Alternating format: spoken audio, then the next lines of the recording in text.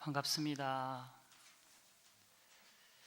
오늘은 하움살림 제15일째로 제가 맡은 부분은 제23 성도솔 천궁품과 제24 도솔 궁중 개참품입니다.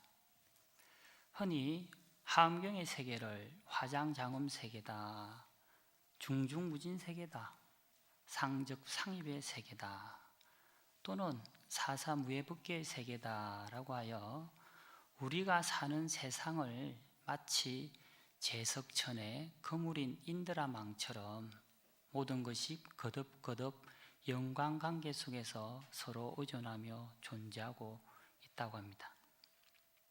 즉 부처님의 지혜, 공덕, 음성, 그리고 그 몸이 온 법계에 두루하신다.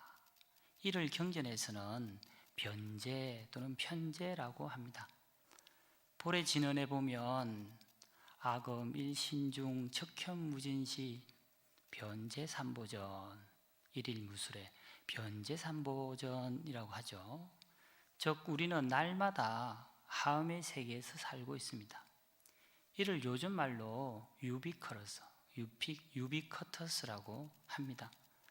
라틴어 유비크에서 유래된 말로 동시에 어디서나 존재하는, 편재하는 이라는 말로 시간과 장소에 구애받지 않고 언제 어디서나 통신망에 접속만 하면 우리들이 원하는 다양한 정보를 받을 수 있는 세계가 곧 하음의 세계다. 지금 제 몸은 통도사 슬법전에 있지만 제 모습과 목소리, 즉 화신은 여러분의 집에서 또는 들고 계시는 스마트폰에서 나타나 부처님의 법을 설하고 있습니다. 이제 하음경의 세계로 들어가 보도록 하겠습니다. 하음경은 7처구의 39품으로 이루어져 있습니다. 오늘은 그 중에 제5회 3품 중 성도솔 천궁품과 도솔 궁중 개참품에 해당하며 법회장소는 도솔 천궁이며 십회양품을 설하기 위한 서론에 해당하는 품입니다. 즉 도솔 천궁에 올라가시는 가시어 십회양을 법문하시기 이전까지의 과정을 보여주는 품입니다. 우리가 늘 독송하는 약창계의 뒷부분에 이런 법수가 나오죠. 6664 급여3 1 11 1 역부일 이라고 해서 하음경의 초직 구성을 이야기하고 있습니다.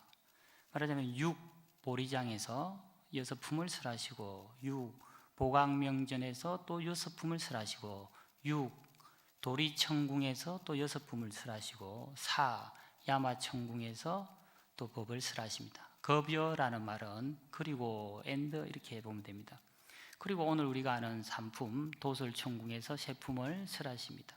그리고 1 타와자대천에서 1품을 설하시고 11 보강명전에서 11품을 설하시고 또 1 보강명전에서 1품을 설하시고 역부 또 그리고 1품을 급고도원에서 설하십니다. 그래서 6 플러스 6 플러스 6 플러스 4 플러스 3 플러스 1 플러스 11 플러스 1 플러스 1 하면 총 39품, 39가 나오고 총 6664 급여 3 10 11 역부 1 9개 9회에서 보강명전이 3곳에서 설하기 때문에 2를 빼면 총 7곳에서 설하신다. 그래서 하음경을 7처 9회 39품 이렇게 이야기합니다.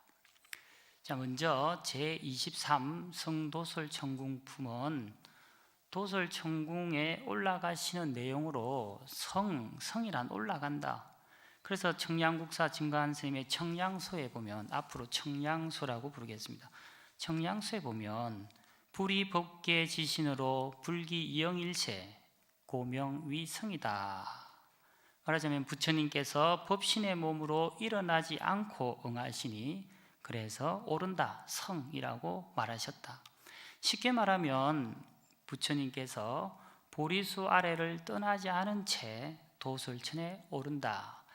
이 부분은 좀 이따가 본문에서 다시 설명하겠습니다. 그리고 도솔천, 도솔천이란 말은 범으로 투시타의 음력으로 의역하면 묘족천, 지족천, 희락천 등으로 부릅니다.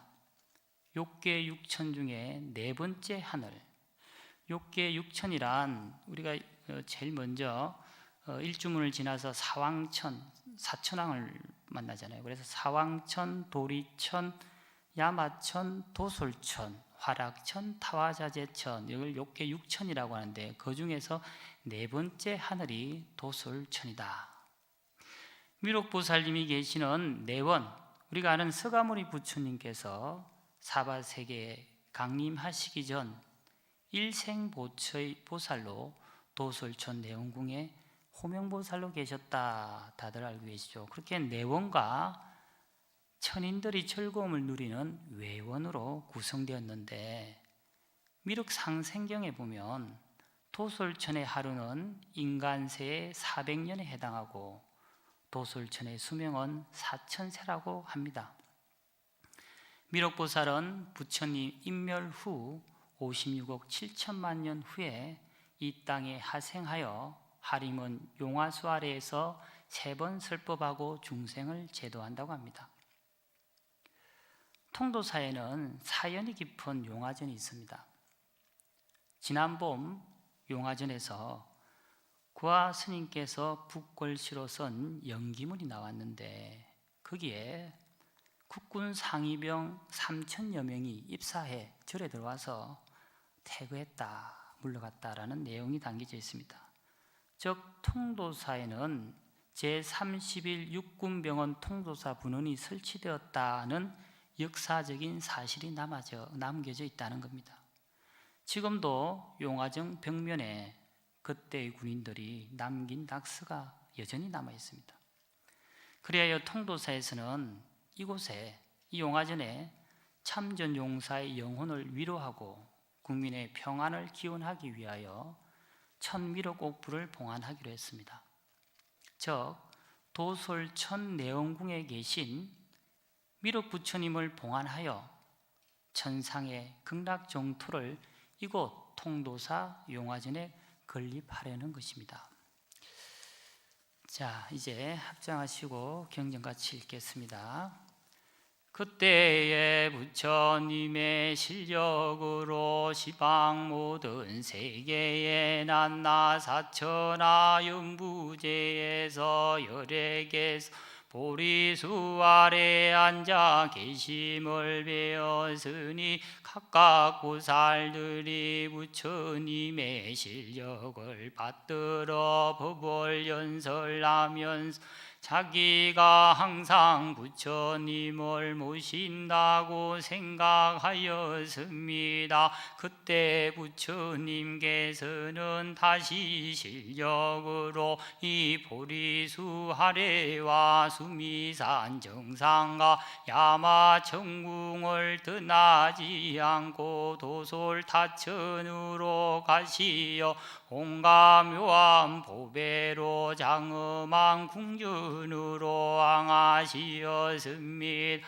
그때 도솔타 전왕이 멀리서 부처님께서 오심을 보고 궁전에 만이로 장엄한 사자자를 놓았습니다. 그 사자자는 천상의 갖가지 보배로 만들어져 있었습니다.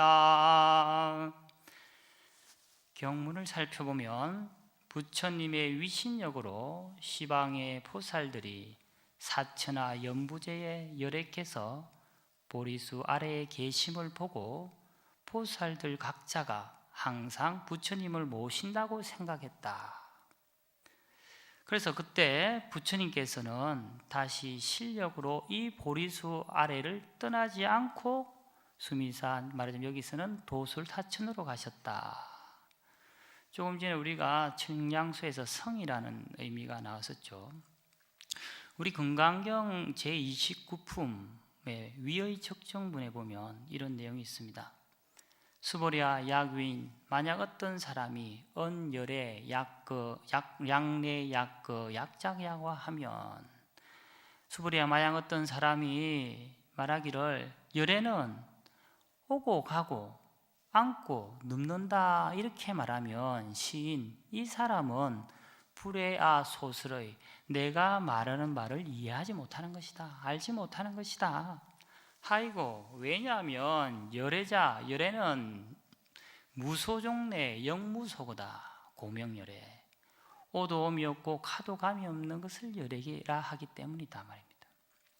열애는 진리에서 나타났으므로 본래로 와도 옴이 없고 가도 감이 없습니다. 진리는 오는 것도 아니고 가는 것도 아닙니다. 열애법신은 유무를 초월하신 분이며 열애법신은 무유자재하신 분이며 열애법신은 불생불멸함으로 여여하다 이렇게도 말합니다. 그래서 마음의 근원인 오고 감이 없는 법신의 자리에서는 외의가 턱 미어 고요할 따름이다. 위의 적정분이죠. 자, 계속 이어서 부처님께서는 온갖 묘한 보배로 부처님께 장엄한 궁전으로 가시는데 도솔천 궁전 장엄한 궁전으로 착 가고 계시는데 그때 도솔타 천왕이 부처님께서 오신 것을 딱 보고는 갖가지 보배로 장엄한 사자자를 펴놓고 그 사자자를 장엄하십니다. 그리고는 시간 관계상 일일이 다 설명할 수는 없고요. 이어서는 누각을 장엄하고 또 휘장을 장엄하고 향의 장엄, 비와 구름의 장엄, 강명 장엄, 음악소리, 법문소리 장엄, 예경 장엄 등 일체 장엄이 총 184가지 종류가 나옵니다. 경에 장엄이라는 단어가 자주 나오죠. 무엇을 장엄이라 하는가? 우리가 늘 독송하는 청수경에 원하 성복 변장엄 이런 말이 있죠. 원공중생 성불도 제가 원컨대 수승한 복으로 온 법계를 두루 장엄하여 원공중생 성불도 원컨대 모든 중생이 함께 불도를 이루어지이다. 장엄이란 불국토가 아름답고 엄숙하게 있는 것을 가리키는 말로 부처님이나 보살님의 몸이 그 공덕으로 인하여 아름답게 빛나고 있는 것을 의미하였으나 차점 불단이나 불상을 장식하는 것까지도 포함하게 되었습니다. 우바세 개경에 건 2의 두 번째 건에 보면 이 장엄품이 나옵니다. 두 가지 장엄에 대한 선생장자가 세존께 여쭙습니다. 세존이시여 어떤 것이 보살의 자타장엄이 뭡니까? 부처님께서 말씀하시기를 선남자여 보살이 두 법을 갖추면 능히 나와 낭을 장엄하리니 첫 번째는 복덕이요 두 번째는 지혜이니라. 그래서 복덕장엄과 지혜장엄을 두 가지 장엄이라 합니다. 우리가 불상을 모셔놓은 단을 불단 또는 수미단이라고 합니다. 그 수미산에서 나온 말인데요. 높이가 8만 유순이나 된다는 수미산 위에 곧 수미단 위에 불상을 모신다는 것은 부처님께서 이 세상에서 가장 높은 곳에 계신다는 것을 뜻합니다. 그래서 불단은 수미산을 상징하는 문양으로 꾸며져 있는데 이 수미단의 화려한 문양은 단순히 장식이 아닙니다. 부처님의 지혜와 복덕을 장엄으로 승화시킨 것입니다.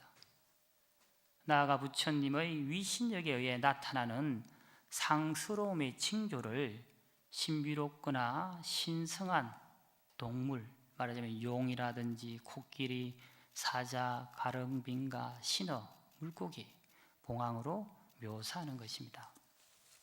자, 계속해서 본문을 읽겠습니다.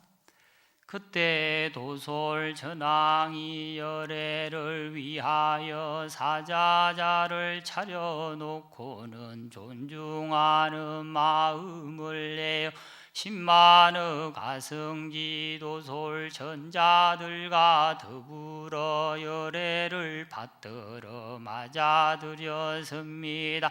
청정한 마음으로 아승지색 꽃구름을 비내리며 부사의색 향구름을 비내리며 가지가지색 화망구름을 비내리며 넓고 크고 청정한 전당구름을 비내리며 한량없는 가지가지 일상구름을 비내리며 가늘고 묘한 하늘로 구름을 비내리며 하늘 장엄거리 구름을 비내리며 무량한 가지가지 사르는 향구름을 비내리며 일체전단 침수 경고 가루양 구름을 비내리고 여러 천자들은 제각기 그 몸에서 이러한 여러 가지 구름을 내었습니다.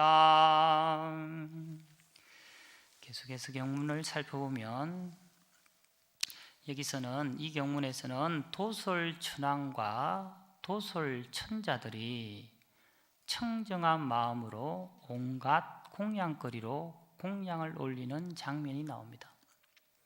계속 이어서 다음 장면으로 시간이 넘어가면 포살 대중들이 부처님께 온갖 공양거리, 방금 한 경문에서는 구름만을 이제 얘기했고 그 밖에도 꽃, 향, 음악뿐만 아니라 수행으로 얻는 온갖 성근 공덕을 공양합니다. 그리고 드디어 일체 천왕과 천신과 천녀, 보살들이 열애를 칭견하게 되고 열애의 공덕을 보게 됩니다. 즉 도솔천궁에 부처님께서 오시니 대중들이 부처님의 수성한 무량한 공덕을 보게 되었다.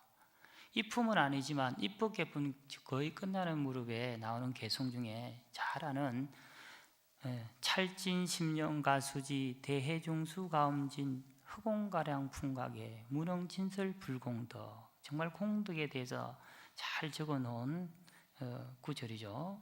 찰진 심령가수지 수없이 많은 티끌 수만큼의 마음을 헤아려 알고 대해중수 가음진이라 큰 바다의 모든 물을 남김없이 다 마시고 흑공가량 풍각에 허공을 제어알고 바람을 묶는다 해도 무능진설불공덕이다. 부처님의 공덕은 말로 다 할 수 없다라고 되어 있습니다. 그래서 이 공덕에 대한 이야기들이 나오고 여기서 계속해서 경문을 계속 보도록 하겠습니다.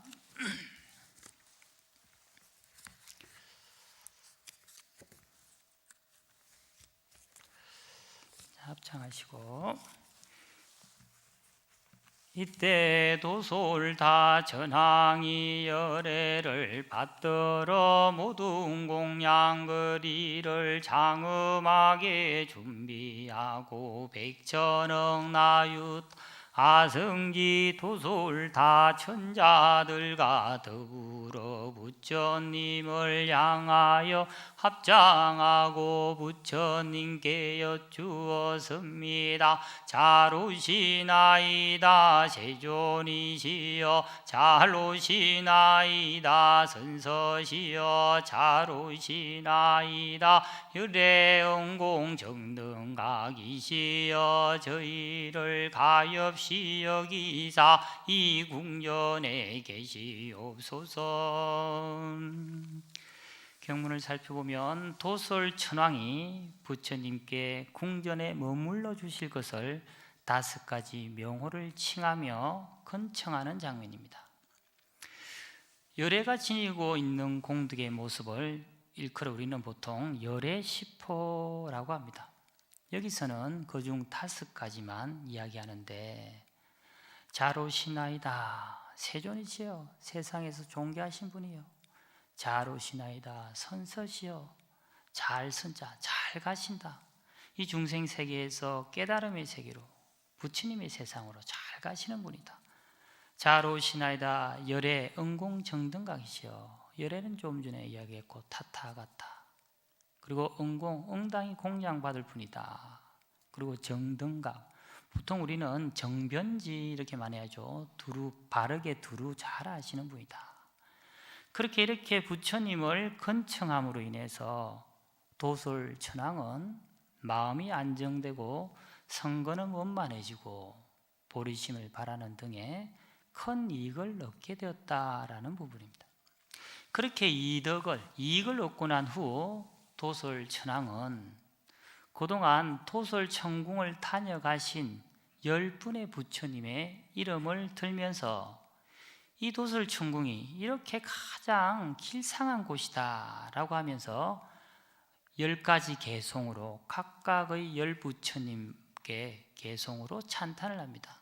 그 10부처님은 무외월열애, 광지열애, 보안열애, 산호열애, 논사자열애, 일조열애, 무병강불, 법당열애, 지등열애, 공덕강불, 이렇게 10분의 부처님을 개송으로 찬탄을 하고, 그리고 나서 드디어 부처님께서 일체보배 장엄전에 만이보장 사자자에 앉으십니다. 여기까지가 성도솔천궁품입니다. 곧 부처님께서 십회양법문을 하기 위해서 도솔천으로 올라가시는 과정에 대한 장면으로 이루어졌습니다. 다시 정리해보면, 먼저 부처님의 위신력으로 시방의 보살들이 연부제의 열애께서 보리수 아래에 계심을 보고, 그때 부처님께서는 위신력으로 보리수 아래를 떠나지 않고 도솔천으로 올라가시는데, 토솔타 천왕이 부처님께서 오시는 것을 보고는 갖가지 보배로 만든 사자자를 마련하시고, 이어서 누각을 장엄하고 휘장을 장엄하고 향, 비구름, 광명, 음악소리 등 일체 184종류의 장엄에 대한 장면이 나오고, 이어서 보살대중들이 부처님께 공양을 올리는 장면과 도솔천왕이 부처님께 궁전에 머물러 주실 것을 5가지 명호를 칭하며 건청하는 장면이 나오고, 그리고 도솔천궁으로 다녀가신 10분의 부처님을 찬탄하는 장면이 나오고, 이어서 드디어 부처님께서 사자자에 오르는 장면으로 이 성도솔천궁품이 이루어졌습니다. 자, 그러면 바로 이어서 24 도솔궁중개참품을 하겠습니다. 이 도솔궁중개참품은 부처님의 위신력으로 금강당보살을 비롯한 시방의 대보살들이 수많은 보살들과 함께 부처님 계신 곳으로 와서 부처님의 공덕과 지혜와 자비와 신통묘용 등 온갖 덕을 개송으로 찬탄한 내용이다. 그래서 개참품, 개송으로 찬탄한다 이런 말이죠. 다시 말해서 강대무변한 십회양 법문이 설해지기 전에 부처님의 위대함을 더욱 드러내기 위해서 개송으로 찬탄하는 품이다, 이렇게 생각하시면 됩니다. 자, 이어서 함께 독송하겠습니다. 그때 부처님의 실력으로 시방에 각각한 대보살이 저마다 1만 부처님 세계의 뒷골수 같은 보살들과 더불어 1만 부처님 세계의 뒷골수 같은 국토 여러 세계로부터 부처님 계신 곳으로 왔습니다.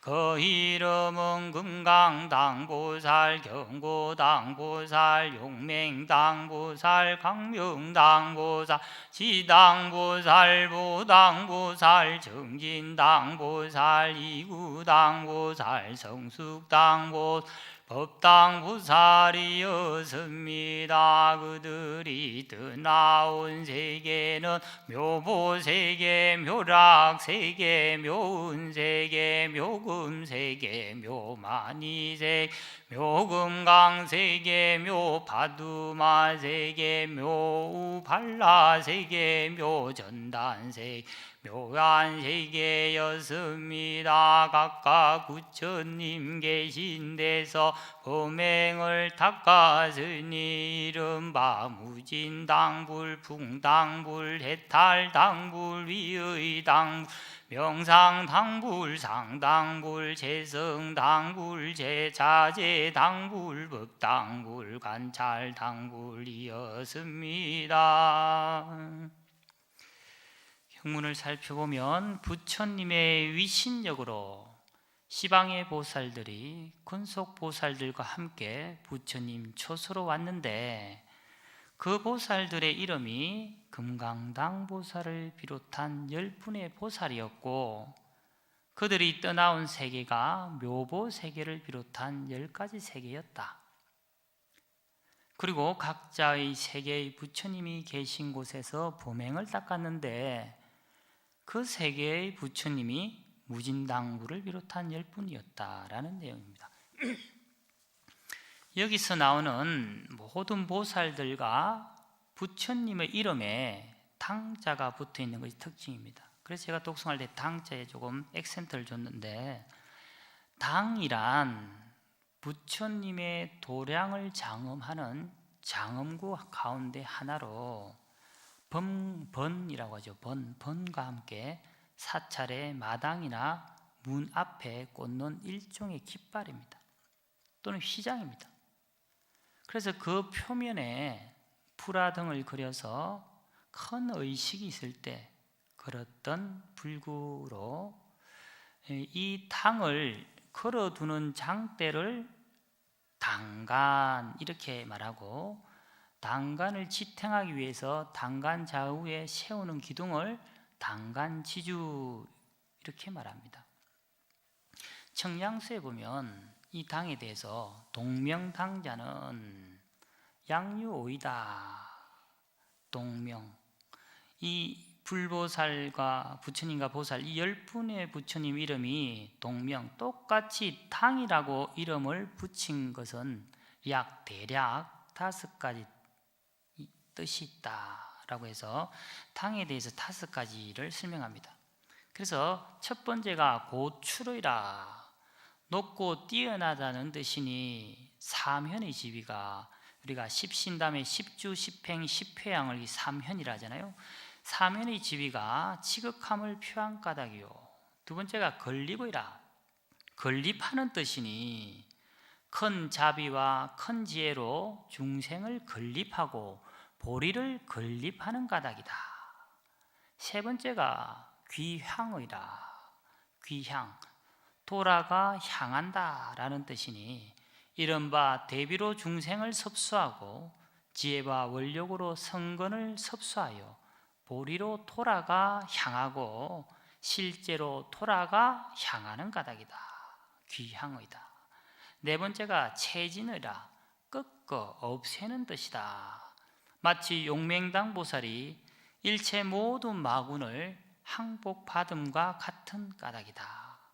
다섯 번째가 멸포회의라, 두려움을 없애는 뜻이니 제석당 천왕이 번뇌와 업을 두려워하지 않은 것 같은 까닭이다 라고 하여, 왜 똑같이 이름에 당자를 넣은가를 설명하고 있습니다.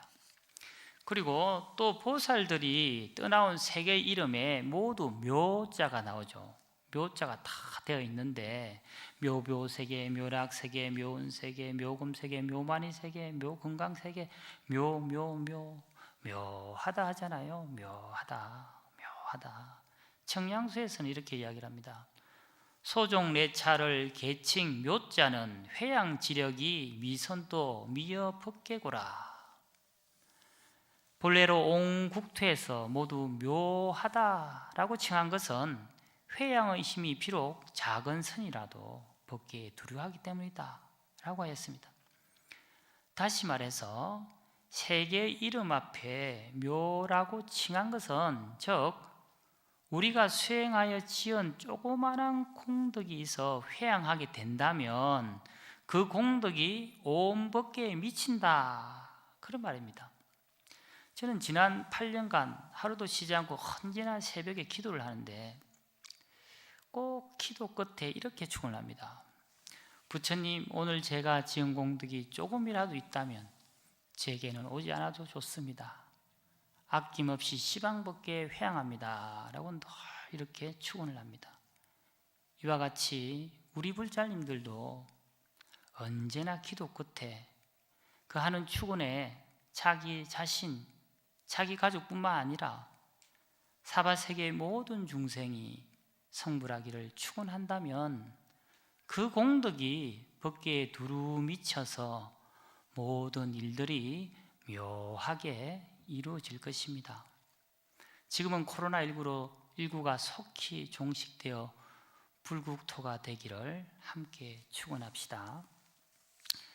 계속해서 이야기를 이어가자면, 이렇게 부처님의 위신력으로 시방의 금강당 보살 등 수많은 보살들이 부처님의 처소에 이르러 부처님 발에 정례하고 부처님의 위신력으로 각자가 앉을 사자자를 변화하여 만들어 결가부자하고 앉게 됩니다. 그때에 부처님께서 두 무릎으로 백천억 나육타 강명을 놓아 시방세계를 두루 비추시니 여러 보살들이 이런 신통 변화의 모습을 다 보게 되고, 그때 금강당 보살 등의 보살들이 부처님의 위신력을 받아 시방을 두루 관찰하고 개송으로 말씀하시는데, 다시 말하자면 금강당 보살 등 많은 보살들이 부처님께 절을 하고 사자자의 결가부자하고 딱 앉았답니다. 지금 우리처럼 이렇게. 그때 부처님께서 두 무릎으로 광명, 즉 빛을 놓으셨다. 그래서 이렇게 환희로운 광경을 본 시방의 온 보살들이 개송으로 찬탄하게 되었다라는 얘기입니다. 그리고는 동서남북 사유상하 곧 시방의 각각 보살들이 10개송씩 찬탄을 하는데, 시방의 10군데의 보살들이 10가지 개송으로 찬탄을 한다. 곧 100가지 개송이죠. 즉 이 100가지 개송으로서 부처님의 깨달음과 득행을 찬탄하는 내용이 도솔궁중 개참품 끝까지 이어지게 됩니다. 시간 관계상 100가지는 다 할 수가 없고, 동방의 금강당 보살이 부처님의 수승한 덕을 찬탄하는 개송 하나만 하겠습니다. 색신비 시부리면 음성역 부연이로되 역분리 색성하고 견불신통역 이로다나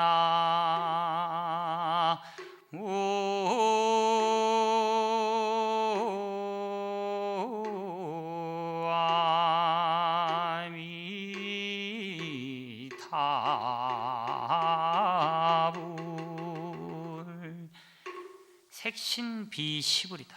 색신은 부처가 아니요 음성역부연이라.